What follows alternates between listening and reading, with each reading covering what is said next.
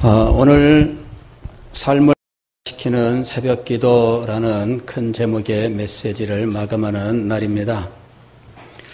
그동안에 새벽이라고 하는 이 시간이 갖는 여러 가지 의미들에 대해서 함께 생각을 했습니다. 아브라함은 이 새벽에 하나님의 명령을 순종하는 결단을 내리고 말씀에 순종하여 나아갔습니다. 하나님의 명령과 하나님의 약속 사이에 간격을 인간적으로는 해결할 길이 없었습니다. 분명히 이삭을 통하여 하늘의 별처럼 바닷가의 모래처럼 후손이 창대하리라는 약속이 주어졌으나 이삭은 아직 후사를 보기도 전에 번제로 드리라는 하나님의 명령이 임했던 것입니다. 하나님의 약속과 하나님의 명령 사이의 간격은 아브라함이 해결할 수 없는 문제였습니다. 그는 밤새도록 고민하고 염려하였지만 그러나 새벽에 이 메울 수 없는 간격은 하나님께서 준비하시리라 믿음으로 이 문제를 해결하고 그는 새벽에 일어나 이삭과 종을 준비시켜 일찍 길을 떠났습니다. 그 새벽에 아브라함의 마음속에 믿음이 역사했습니다. 하나님의 명령과 약속 사이의 간격에 대하여 하나님이 준비하시리라 여호와 이레라고 하는 이 분명한 믿음이 역사했고 그는 이 믿음을 따라서 주의 명령에 순종하기로 결단을 한 것입니다. 다윗은 물이 없어 마르고 황폐한 땅에서 밤에 잠을 이루지 못하고 고민을 하였으나 그 문제를 해결할 수 있는 길은 도무지 찾을 길이 없었습니다. 자기의 지혜로는 이 문제를 해결할 수 없고 자기가 가지고 있는 능력으로는 이 문제를 해결할 길이 없었습니다. 어찌할꼬 그날 밤에 잠을 이루지 못하였으나 하나님께서 그날 밤에 그에게 깨달음을 주었습니다. 능력의 지극히 큰 것이 하나님에게 있습니다. 하나님께서 모든 삶을 주장하고 계십니다. 하나님은 천지를 만드신 분이시며 하나님은 자기 백성에게 이 천지를 창조하신 창조의 능력으로 역사하시는 분이십니다. 인간의 눈으로 볼 때에는 막혀있는 것 같으나 하나님께서는 모든 일을 이미 예비하시고 인도하고 계십니다. 이 일이 어찌 될지 우리는 알 수 없으나 하나님께서는 모든 것이 합력하여 선을 이루도록 예비하고 계셨습니다. 그는 그날 밤에 하나님의 역사를 깨닫게 됩니다. 하나님의 말씀의 의미들을 깨닫게 되면서 침상에서 하나님을 찬양하게 됩니다. 그리고 새벽에 하나님 앞에 무릎 꿇고 하나님의 말씀을 작은 소리로 읊조리면서 하나님께 기도하고 찬양합니다. 이 새벽은 은혜의 시간, 찬양의 시간입니다. 새벽 시간에 무슨 일이 그들에게 일어났던 것이죠. 이것은 변화입니다. 새벽 시간 그 자체가 가지고 있는 의미는 변화입니다. 어두움에서 밝은 아침으로 변화되는 것, 절망에서 소망으로 변화되는 것, 이 변화를 그들은 새벽 시간에 경험했던 것입니다. 오늘 우리는 또 다른 새벽을 발견합니다. 시편 110편 3절의 말씀, 주의 권능의 날에 주의 백성이 거룩한 옷을 입고 즐거이 헌신하니 새벽 이슬 같은 주의 청년들이 주께 나오는도다. 주의 권능의 날, 이 날은 어떤 날일까요? 시편 110편은 메시아의 시라고 부르고 있습니다. 즉 1절과 4절이 신약 성경에서 메시아에게 적용되었는데 1절 상반절에 보면 여호와께서 내 주에게 말씀하시기를, 여호와께서 내 주에게, 이 시는 지금 다윗의 시라고 되어 있습니다. 그러므로 다윗이 여호와께서 내 주라고 하는 어떤 분에게 예언의 말씀을 하셨다는 이야기입니다.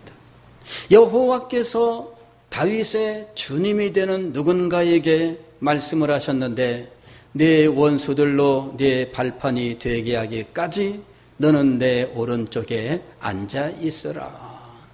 이 말씀을 유대인들은 메시아에 대한 예언의 말씀으로 알고 있었습니다. 그런데 어느 날 예수님께서 유대인들에게 물으셨습니다. 메시아는 누구냐? 다윗의 후손입니다. 그렇다면 다윗이 이 메시아 자기 후손에게 내 주님이라고 말할 수 있느냐? 그 말을 듣고 유대인들이 깜짝 놀랐어요. 이제까지 그들이 알고 있던 메시아는 다윗의 후손입니다. 다윗의 통치, 다윗의 나라를 계승할 이 땅에 다윗의 나라를 이룰 지상의 존재로 알고 있었습니다. 그런데 예수님께서 메시아에 대하여 새롭게 깨달음을 주셨는데 메시아는 단순히 다윗의 후손일 수 없다는 것입니다. 메시아는 다윗보다 더 높은 분이었어요. 다윗이 나의 주님이라고 부를 수 있는 분이었습니다. 나의 주님이라고 하는 것은 예사로운 말이 아닙니다. 왜냐하면 여호와께서 내 주에게 말씀하시기를 이렇게 되어 있을 때 유대인들은 이 본문을 어떻게 읽었느냐 하면 여호와라는 이 하나님의 이름을 그들은 아도나이라고 불렀어요. 아도나이는 나의 주님이란 말이에요. 그래서 이 유대인들이 읽었던 대로 읽으면 아도나이께서 아도나이에게 말씀하시기를 이 말이에요. 즉 다윗이 나의 주님 아도나이라고 불렀던 분은 하나님과 같은 존재라는 것이죠. 메시아는 이렇게 영광스러운 분입니다. 그런데 이 메시아에게 하나님께서 원수를 정복할 때까지, 즉 원수가 네 발판이 되기까지 너는 내 오른편에 앉아 있으라 하고 말씀하신 거예요. 원수를 정복하여 굴복시키고 그 원수를 무릎 꿇어 엎드리게 하고 그의 등이 발판이 되기까지 내 오른편에 앉아 있어라. 예수님께서 부활하시고 승천하신 이후에 제자들이 이 말씀의 의미를 깨달았습니다. 그래서 사도행전 2장에서 사도 베드로가 설교할 때 아하, 그리스도께서 승천하셨고 이제 원수 사탄을 굴복시키고 다시 오시기까지 그분은 하나님 우편 보좌에 앉으셨도다. 지금 이 1절의 말씀은 메시아에 대한 예언인 거예요. 또 4절 말씀 보면은 하나님의 말씀이 또 나옵니다. 여호와는 맹세하고 변하지 아니하시리라 이르시기를 너는 멜기세덱의 서열을 따라 영원한 제사장이라 하셨도다. 하나님께서 메시아에 대하여 말씀을 하셨는데 멜기세덱의 서열을 따르는 영원한 제사장이다 이렇게 말씀하셨어요. 제사장은 아론의 후손이어야 됩니다. 그러나 메시아는 유다의 후손입니다. 유다 지파인데 어떻게 제사장이 될 수 있습니까? 즉 지파를 따르지 않는 특별한 제사장이라는 이야기예요. 그런 예가 구약 성경의 대표적인 인물이 바로 멜기세덱입니다. 멜기세덱은 아론의 조상되는 아브라함 당대에 살렘 왕이었던 인물인데 그는 영원하신 하나님의 제사장이라고 부르는 인물이었습니다. 즉 아론의 후손이 아니어도 제사장이 이미 존재하고 있었습니다. 예수 그리스도는 바로 그와 같이 영원한 제사장이 되신 분이었죠. 히브리서에서 바로 이 사실을 가지고 그리스도의 탁월함, 지상에 있는 아론의 후손의 제사장들이 비록 영광스럽지만 그보다 더 영광스러운 대제사장이 바로 우리 예수 그리스도시다라고 증언했던 것입니다. 자, 3절은 바로 그 영광의 왕, 원수를 물리치고 원수를 굴복시키고 원수를 노예로 삼고 원수를 엎드려 발판되게 하시는 그 영광스러운 날에 대한 이야기예요. 주의 권능의 날에 이렇게 우리의 주 예수 그리스도께서 영광으로 오시는 날에 하나님의 나라가 온전히 이루어지는 그 아름다운 날에 어떤 일이 벌어지느냐 하는 것이죠. 주님께서 오시는 그 영광스러운 날에 하나님의 나라가 지상에 온전히 성취되는 그 날에 주의 백성이 거룩한 옷을 입고 즐거이 헌신하니. 이 왕이신 예수 그리스도 앞에 헌신의 일이 일어난다 하는 것이에요. 그런데 헌신은 억지로 하는 것이 아니에요. 그래서 오늘 말씀에 보면은 즐거이 헌신하니 그 마음속에서부터 기쁨이 일어나요. 그 마음속에서 자원하는 마음이 일어나요. 그 마음이 활짝 열려서 예수 그리스도 앞에 흔쾌히 모든 것을 다 드리는 이 마음을 가지고 주님 앞에 나와서 헌신하는 거예요. 주님이 오시는 이 날은 어떤 날이냐 하면 과거의 역사, 과거의 이 세상의 질서가 새로운 역사, 새로운 질서로 변화되는 날입니다. 이게 전환점이 되는 날이에요. 그 날 이전과 그 날 이후가 전혀 다릅니다.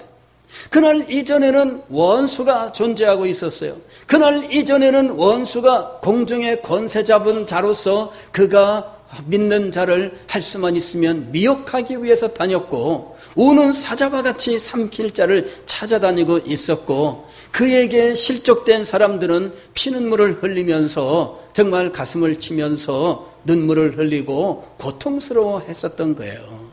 그 전날까지는 이 사탄이 자기가 뭔가 되는 것처럼 큰 소리치고 있었던 것입니다. 그러나 그 날이 임했습니다. 이제는 더 이상 그런 시대가 아닙니다.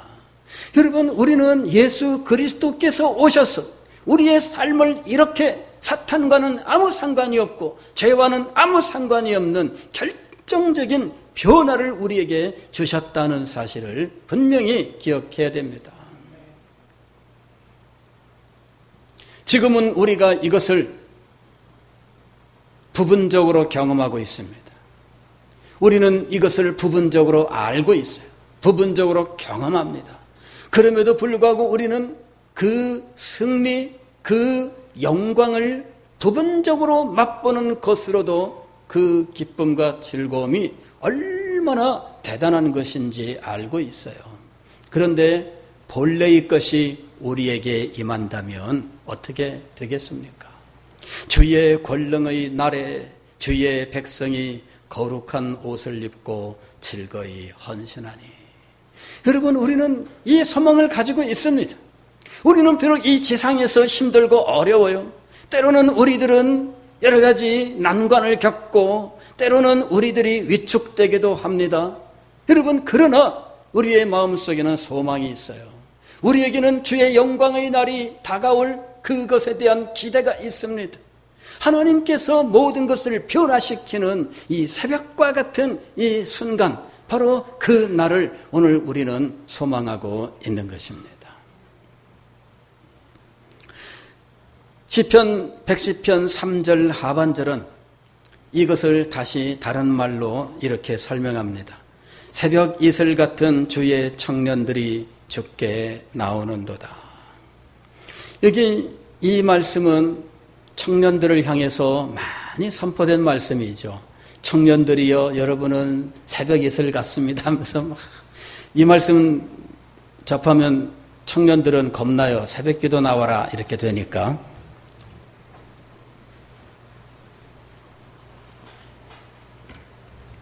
사실은 이 원문 히브리어로는 해석하기가 참 어려운 문장입니다.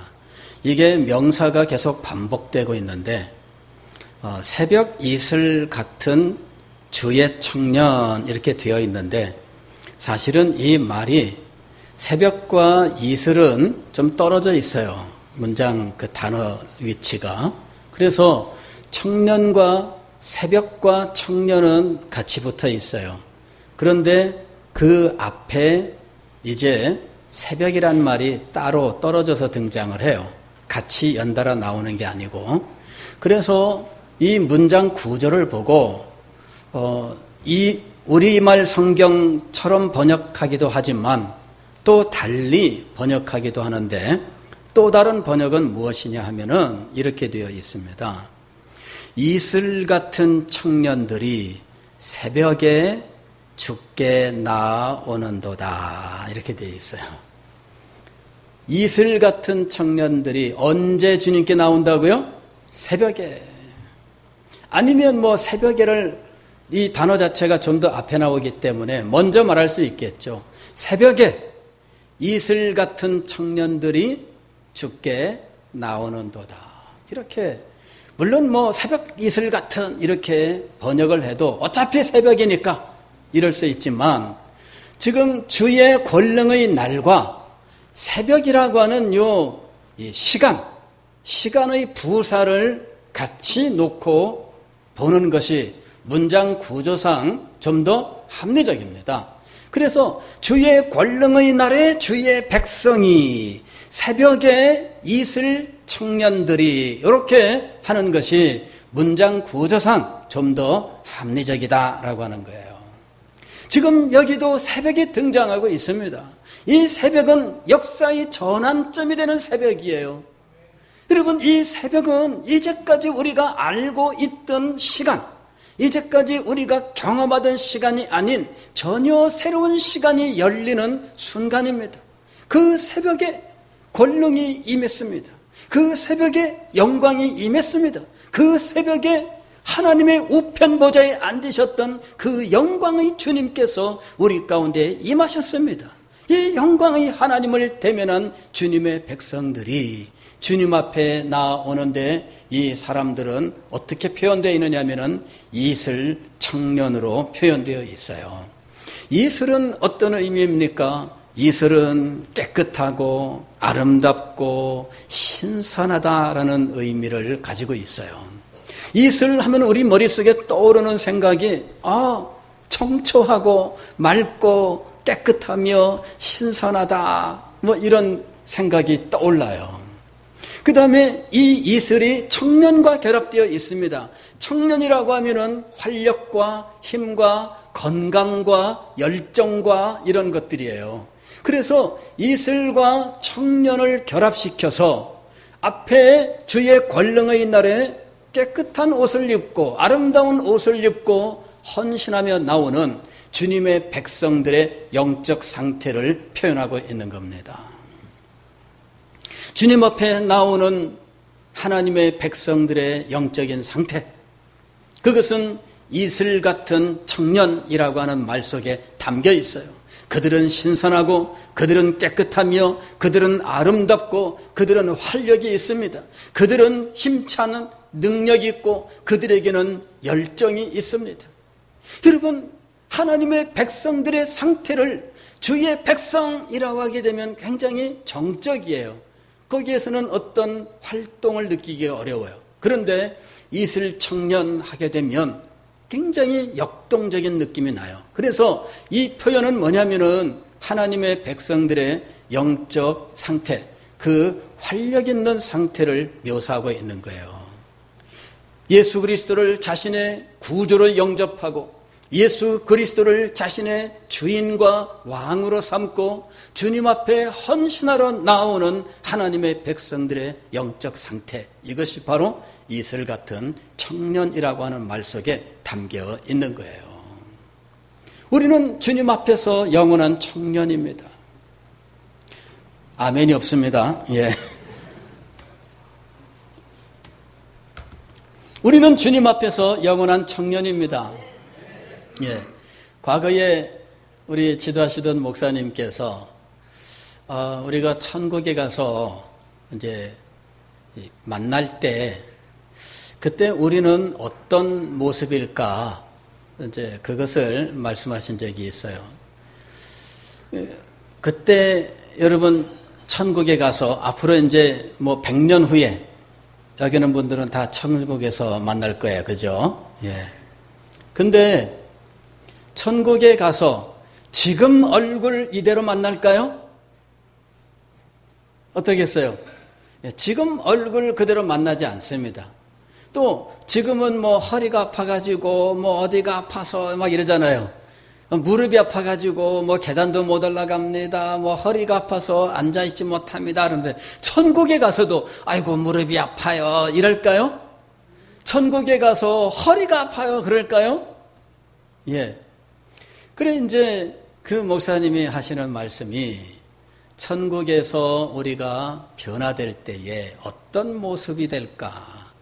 아마도 그 사람 인생에서 가장 아름답고 가장 건강하고 가장 힘있던 그때의 모습으로 변화되지 않겠느냐 이렇게 말씀하셨습니다. 할렐루야. 예. 소망이 되지 않으세요? 예. 내 인생에서 가장 아름답고 가장 힘있고 가장 열정이 넘치던 그때의 모습으로 변화될 것이다. 물론 저는 그 후에 그 말씀을 좀 더 묵상한 후에 이런 결론에 도달을 했습니다. 아마도 우리가 지상에서 경험했었던 가장 아름다웠던 때보다 비교할 수 없을 만큼 더 아름답게, 지상에 있을 때 건강하고 힘 있었을 때보다 더 건강하고 더 아름답게, 그게 우리가 변화될 모습이다. 저는 그렇게 믿습니다. 예. 내가 지상에서 경험했었던 것은 지상에서의 경험이에요. 하나님께서 우리에게 그 정도만 주실까요? 아닙니다. 우리가 변화된다면 겨우 그 정도일까요? 아닙니다. 그거는 비교가 되지 않는 거룩하고 영광스러운 상태일 것이다 라고 믿습니다. 분명히 주님께서 우리에게 그렇게 주실 거예요. 주의 권능의 날에 우리 모든 주의 백성들은 호련히 변화될 것입니다. 그때에 우리는 지상에서 우리가 경험했었던 가장 자유롭고 가장 아름답고 가장 영광스럽고 가장 의욕이 넘치던 그런 때보다도 더 탁월하고 더 아름답고 더 영광스러운 모습으로 호련히 변화될 것입니다. 그리고 우리는 영광의 주님 앞에 나아가서 기쁨 중에 찬양하고 경배하면서 주님 앞에 우리의 모든 사랑과 정성을 드리며 즐거이 헌신하게 될 것입니다. 바로 그와 같은 이 성도들의 거룩하고 아름다운 모습을 지금 시편 110편 3절은 이렇게 묘사하고 있는 것입니다. 주의 권능의 날에 주의 백성이 거룩한 옷을 입고 그랬어요. 여기 옷을 입고라고 번역된 이 말은 그냥 단순한 옷이 아니라 아주 한껏 아름다운 장식물로 치장을 하고라는 의미를 가지고 있어요. 이것을 그냥 옷으로 번역을 했는데 이 한껏 아름답게 치장하는 건 뭐예요? 군인들 보면 알아요. 저는 그 북한 군인들 뭐 이렇게 하게 되면은 북한 군인들이 군복 입고 나오는데요. 그냥 나오지 않습니다.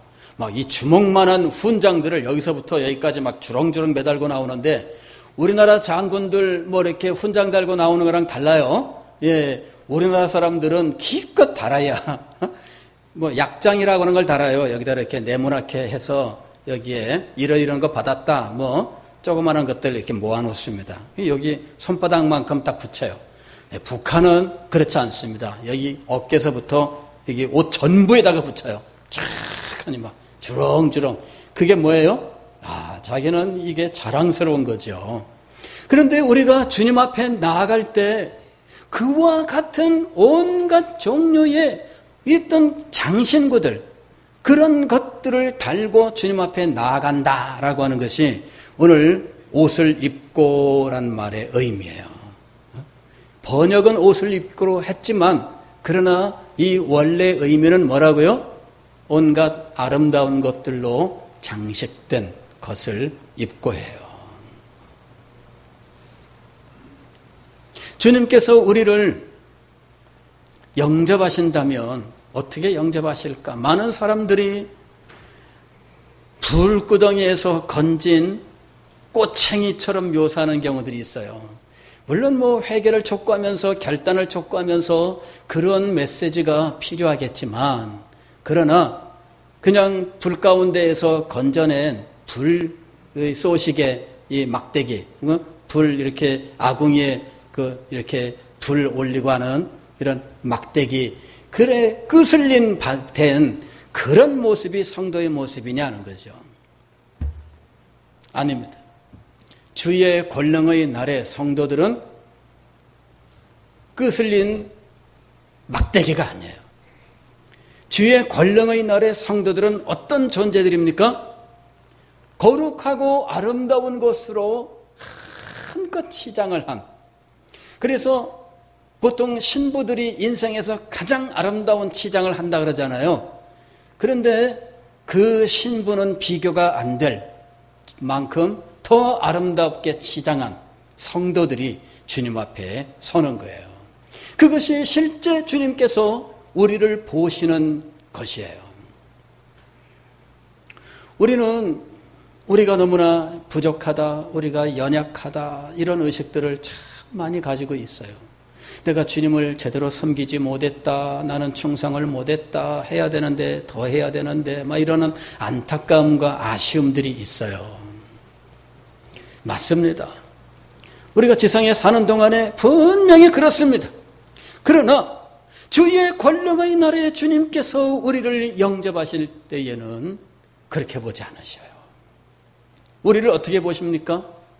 거룩하고 아름다운 존재로, 가장 아름다운 것으로 한껏 치장한 존재로, 마치 이 온 몸에 옷에 훈장을 잔뜩 탄 이와 같은 존재로 주님께서 우리를 영접하시는 거예요. 사랑하는 성도 여러분, 오늘 우리는 우리 자신들에 대해서 너무 낙심하고 실망하지 마십시오. 주님께서 우리를 위해서 예비하고 계시는 것은 너무나 크고 놀라운 것들이에요. 때로는 제가 여러분들에게 말씀을 전하면서 미안하기도 해요. 책망도 하고 뭐라고 막 그냥 잘못한다고 이것저것 지적도 하고 그럽니다만은, 그러나 여러분, 그거는 일시적이라고 하는 것을 기억하세요. 주님께서 우리를 보시는 것, 마지막 권능의 날에 우리를 영접하실 때 우리는 어떤 모습일지에 대해서 여러분 분명히 마음속에 확신을 가지시기를 바랍니다. 주의 권능의 날에 주의 백성이 거룩한 옷을 입고 즐거이 헌신하니. 이런 모든 영광스러운 변화, 시대의 변화, 질서의 변화, 이 질서라고 하는 것은요, 이 세상이 돌아가는 원리를 말하는 거예요. 이 세상이 돌아가는 원리가 바뀝니다. 이제까지 해오던 모든 원리는 이제는 소용이 없어요. 새로운 원리로 진행되어 나가는 새로운 나라가 시작됩니다. 그런데 이런 결정적인 변화가 언제 일어난 것이냐면 새벽에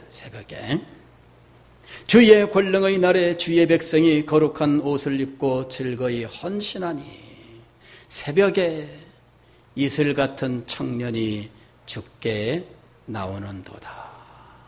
사랑하는 성도 여러분, 새벽은 아름다운 시간이에요. 새벽은 주님을 만나는 시간이에요. 새벽은 주님께서 우리의 마음을 변화시키는 시간이에요. 새벽은 주님께서 우리의 인생을 변화시키는 시간이에요. 여러분, 힘들고 어려울 때에는 새벽을 기억하세요. 여러분이 무엇인가 인생의 전환점을 맞이하고 싶으면 새벽을 기억하세요. 여러분이 주님 앞에 헌신하기를 원하신다면 새벽을 기억하세요. 새벽 시간에 주님을 만나시면 주님께서 여러분의 인생을 새롭게 시작하게 하실 것입니다. 사랑하는 성도 여러분, 소망을 가지세요. 소망을 가지세요. 저는 우리 교회가 주님께 받은 시대적 사명이 있다는 사실과 이 사명을 이룰 수 있도록 주님께서 역사하신다는 사실을 믿습니다. 주님께서 우리에게 분명히 은혜를 주십니다. 그런데 우리가 이와 같은 은혜를 어떻게 받아야 할까요? 여러분, 새롭게 시작하세요. 새롭게 시작하세요. 새벽을 깨우리로다. 여러분, 이렇게 마음에 결심하시고 새롭게 시작하시면 주님께서 여러분의 삶에, 여러분의 가정에, 또 우리 교회에 놀라운 은혜로 역사하실 줄 믿습니다. 이 영광을 받아 누리시는 우리가 될 수 있기를 주의 이름으로 축원합니다.